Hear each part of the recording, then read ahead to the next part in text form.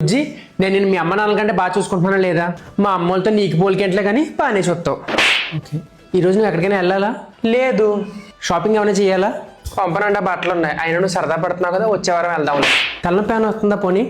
పొద్దున్నుంచి నువ్వు ఇంట్లో లేవు కాబట్టి ఇప్పటిదాకా నాకు తలనొప్పి ఏమీ లేదు. బయటికి వెళ్ళి డిన్నర్ చేద్దాం పోనీ, వంట వేస్ట్ అయిపోద్ది, ఇంట్లో చేసేసాను. నేను మంచి మొగుడునా? మంచితనానికి ఏముంది చెప్పు, పైసా ఖర్చు పెట్టాలా? ఎప్పుడు అడిగితే అప్పుడు సినిమాలకి షాపింగ్కి గట్రా తీసుకెళ్తున్నాను కదా. ఏదో స్కెచ్ చేశాడు, చెప్తాను నాకు నీ పని. అమ్మయ్య, బాబీ గారికి పెళ్లి కుదిరిందండి బుజ్జి, సాయంత్రం పార్టీ అవుతున్నాడు, రావడానికి లేట్ అయిపోద్ది, నువ్వు తినేసి పడుకో. సరే వెళ్ళరా. వచ్చేస్తున్నాను రా.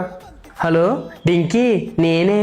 రాకేష్ అమెరికా నుంచి వచ్చాడంట, మనందరినీ కలుద్దామని తహతహలు ఆడిపోతున్నాడు. మా ఇంట్లో కన్నా ఎలాగా లేడీ రోజు మా ఇంట్లో పార్టీ పెట్టుకుందాం, వచ్చేయండి అందరూని.